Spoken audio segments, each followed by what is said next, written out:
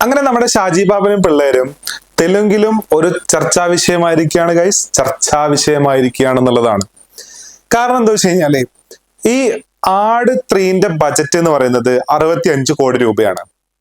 ആ പടം ഇന്നേ വരെ ഇപ്പൊ കളക്ട് ചെയ്തേക്കുന്ന ഏകദേശം 85 കോടി രൂപ കളക്ട് ചെയ്തു എന്നുള്ളതാണ്. അതായത് മുടക്ക് മുതൽ എന്തായാലും തിരിച്ചു പിടിച്ചു, ലാഭവും പടത്തിന് കിട്ടിയിട്ടുണ്ട് എന്നുള്ളതാണ്. എന്നാ ഇതേ സമയത്ത് തന്നെ തെലുങ്കിൽ റിലീസ് ആയിട്ടുള്ള വേറൊരു കോമഡി പടമാണ് പവൻ കല്യാണിന്റെ ഉസ്താദ് ഭഗത് സിംഗ് എന്ന് പറയുന്നത്. ഈ പടത്തിന്റെ ബജറ്റ് 150 കോടി രൂപയാണ്. അപ്പൊ 150 കോടിയുള്ള ഈ ഒരു പടം ഇപ്പൊ കളക്ട് ചെയ്തേക്കുന്നത് 80 കോടി രൂപയാണ് ഗൈസ്. അപ്പോ 5 കോടി രൂപ ഷാജി പാപ്പനും പിള്ളേരും 65 മുതൽ മുടക്കുള്ള ഒരു പടം തിരിച്ചു പിടിച്ചു എന്നുള്ളതാണ്, കിട്ടി എന്നുള്ളതാണ്. ഇത് കേരളത്തിൽ നിന്ന് മാത്രം കളക്ട് ചെയ്തേക്കുന്ന ഒരു റിപ്പോർട്ടല്ല, വേൾഡ് വൈഡിൽ ഈ പടം കളക്ട് ചെയ്തേക്കുന്ന റിപ്പോർട്ടാണ് എന്നുള്ളതാണ്. മാത്രമല്ല ഇതിന്റെ കൂടെ നമ്മളിപ്പോ ബുക്ക് മൈ ഷോന്റെ ഒരു ട്രെൻഡ് നോക്കുകയാണെന്നുണ്ടെങ്കിൽ ബുക്ക് മൈ ഷോയിൽ തന്നെ ഏറ്റവും കൂടുതൽ ടിക്കറ്റ് ബുക്ക് ചെയ്തുകൊണ്ടിരിക്കുന്ന അല്ലെങ്കിൽ ഏറ്റവും കൂടുതൽ സെയിൽ നടന്നുകൊണ്ടിരിക്കുന്ന ഒരു പടം എന്ന് പറയുന്നതും ആട് 3 ആണ്. അപ്പോ ആട് 3 ദുരന്തർ ഉണ്ട് ഏറ്റവും മുന്നിൽ, പക്ഷെ ദുരന്തറിന്റെ കുറച്ച് താഴെയായിട്ടാണ് ആട് 3 വന്ന് നിൽക്കുന്നത് എന്നുള്ളതാണ്. ദുരന്തർ എന്ന് പറയുന്നത് വേറൊരു റേഞ്ച് പടമാണ്. അതിനെ നമുക്ക് ഈ പറയുന്ന നമ്മുടെ തെലുങ്ക് പവൻ കല്യാണിന്റെ പടമായിട്ടോ അല്ലെങ്കിൽ ആട് 3 ആയിട്ടോ നമുക്ക് കമ്പാരിസൺ ഇല്ല. അതിന്റെ ഓഡിയൻസും എല്ലാം വേറൊരു കൈൻഡ് ഓഫ് സെറ്റ് ഓഫ് സാധനമാണത്. പക്ഷെ അവിടെയാണ് വിഗെയിൻ നമ്മുടെ വെറും 3.5 കോടിയുള്ള ഈ പാവക്ക പോലെയുള്ള കേരളത്തിൽ നിന്ന് പ്രൊഡ്യൂസ് ചെയ്തിട്ടുള്ള ഒരു ചെറിയ പടം വേൾഡ് വൈഡില് 85 കോടി രൂപയോളം കളക്ട് ചെയ്തു എന്ന് പറയുന്നത്.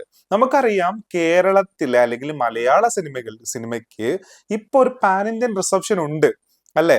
അപ്പൊ ആ പാൻ ഇന്ത്യൻ റിസപ്ഷനെ ഈ പടം യൂസ് ചെയ്തു എന്ന് വേണമെങ്കിൽ നമുക്ക് പറയാൻ പറ്റും. മാത്രമല്ല ഈ പടത്തിന് ഏറ്റവും കൂടുതൽ കളക്ഷൻ വന്നേക്കുന്നത് ഇപ്പൊ നമ്മുടെ മിഡിൽ ഈസ്റ്റ് അല്ലെങ്കിൽ ഗൾഫ് രാജ്യങ്ങളിൽ നിന്നും ഓവർസീസ് കളക്ഷനും കൂടെ കൂട്ടിയിട്ടാണ് ഇത് പറയുന്നതെന്നുള്ളതാണ്.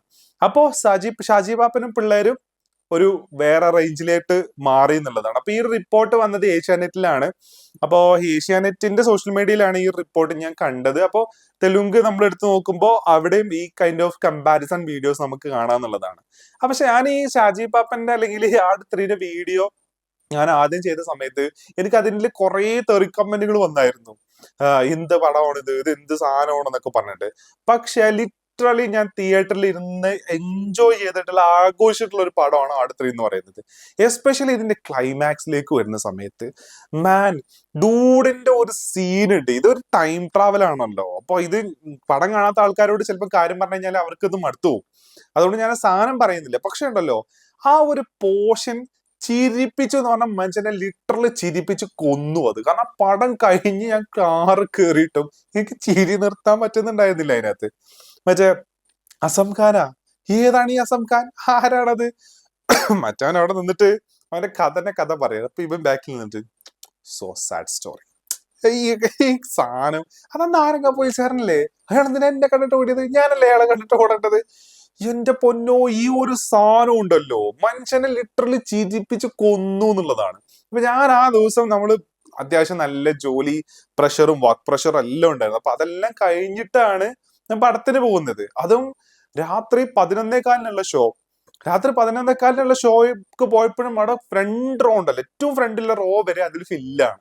ആ തിയേറ്ററിൽ 90% ആൾക്കാരും ആ പടം നന്നായിട്ട് എൻജോയ് ചെയ്തിട്ടുണ്ടെന്നുള്ള, ആൾക്കാർ നന്നായിട്ട് ചിരിച്ചിട്ടുണ്ടായിരുന്നു എന്നുള്ളതാണ്. എന്റെ ഇപ്പുറത്തിരിക്കുന്ന ആൾക്കാരൊക്കെ ചിരിച്ചു. പിന്നെ ആർക്കാണ് ഈ പടം ഇഷ്ടാവാത്തതെന്ന് എനിക്ക് മനസ്സിലാവുന്നില്ല. നിങ്ങൾ ഈ ഭ്രമയുഗവും അല്ലെങ്കിൽ ഈക്കോ ഒക്കെ കാണാൻ പോകുന്ന ഒരു മൂഡില് മസിലും പിടിച്ചിരുന്ന് പോയി കണ്ടു കഴിഞ്ഞാൽ ഈ പടം നിങ്ങൾക്ക് വർക്ക് ആവത്തില്ല. നിങ്ങൾ വീട്ടിൽ നിന്ന് ഇറങ്ങുന്നതിന്റെ മുന്നേ തന്നെ നിങ്ങളുടെ ലോജിക് എല്ലാം ഊരി നിങ്ങൾ വീട്ടിൽ തന്നെ വെച്ചിട്ട് ഒരു പച്ചയായിട്ടുള്ള മനുഷ്യനായിട്ട് നിങ്ങൾ പണ്ട് ബാലരമയൊക്കെ വായിക്കുന്ന ആ കാലം ഉണ്ടല്ലോ, അതിലോട്ടൊന്ന് തിരിച്ചു പോയിട്ട് ഈ പടം ഇരുന്ന് കണ്ടാണ്ടല്ലോ ട്രൂലി എൻജോയബിൾ ആണ് ഈ പടം. പ്രത്യേകിച്ച് നിങ്ങൾക്ക് ആ ക്യാരക്ടേഴ്സിനോട് ഒരു ആരാധന ഉണ്ടെന്നുണ്ടെങ്കിൽ എനിക്ക് അതുണ്ട്. ബേസിക്കലി ഷാജി ബാപ്പൻ, അബു, സേവിയർ, സാത്താൻ സേവിയർ, പിന്നെ അതേപോലെ തന്നെ ഡൂഡ്, ആശാന്.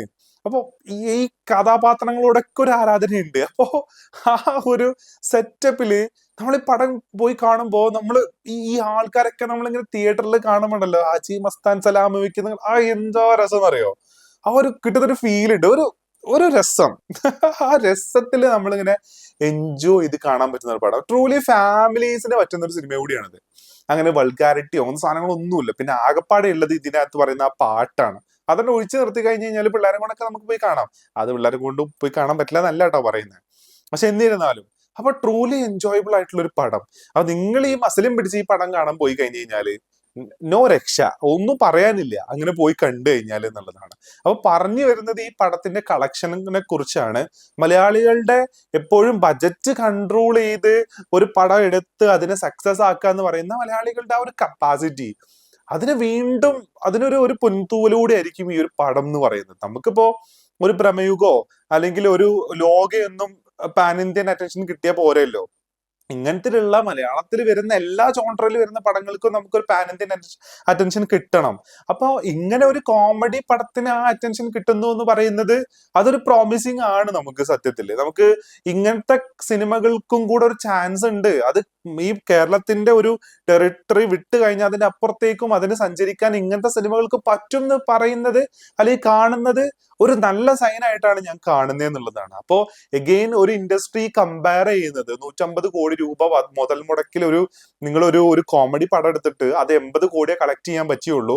അന്നേ ദിവസം തന്നെ ഇറങ്ങിയിട്ടുള്ള 65 കോടിയിൽ ഇറക്കിയിട്ടുള്ള ഒരു മലയാള പടത്തിന് ഈ ദിവസം ആകുമ്പോഴത്തിന് 85 കോടി കളക്ട് ചെയ്യാൻ പറ്റി എന്ന് പറയുന്ന ഒരു കമ്പാരിസൺ സാധനമൊക്കെ വേറെ ഇൻഡസ്ട്രിയിൽ വരിക എന്ന് പറയുന്നത് അത് ശരിക്കും നമുക്കൊരു അഭിമാനമുള്ള നിമിഷം തന്നെയല്ലേ. അത് അങ്ങനെ തന്നെയാണ് ഞാൻ അതിന് കാണുന്നത് എന്നുള്ളതാണ്. പിന്നെ ഉള്ളത് ഇതിന്റെയൊക്കെ മുന്നിൽ ഫോർ റണ്ണർ ആയിട്ട് പോകുന്ന ഒരു പടം എന്ന് പറയുന്നത് ദുരന്തറാണ്. അത് വേറെ ജോൺറയാണ്. ഇതുമായിട്ടൊന്നും ഒരു കമ്പാരിസണും ദുരന്തറിന് ഇല്ല എന്നുള്ളതാണ്. പിന്നെ അത് പ്രൊപ്പഗൻഡയാണ് അങ്ങനെയാണെന്നൊക്കെ ആൾക്കാർ പറയുന്നുണ്ട്. പക്ഷെ എനിവേ അതൊരു തിയേറ്ററിക്കൽ എക്സ്പീരിയൻസ് കൊടുക്കുന്ന പടമായിട്ട് തന്നെയാണ് മനസ്സിലാക്കുന്നത്. ഞാൻ ആ പടം കണ്ടിട്ടില്ല. അപ്പോ ഇതാണ് അവസ്ഥ. ഷാജി പാപ്പനും പിള്ളേരും തെലുങ്കിലും പോയിട്ട് തൂക്കിയിട്ടുണ്ട്, അവര് വലിച്ചു കയറ്റിയിട്ടുണ്ട് എന്നുള്ളതാണ്.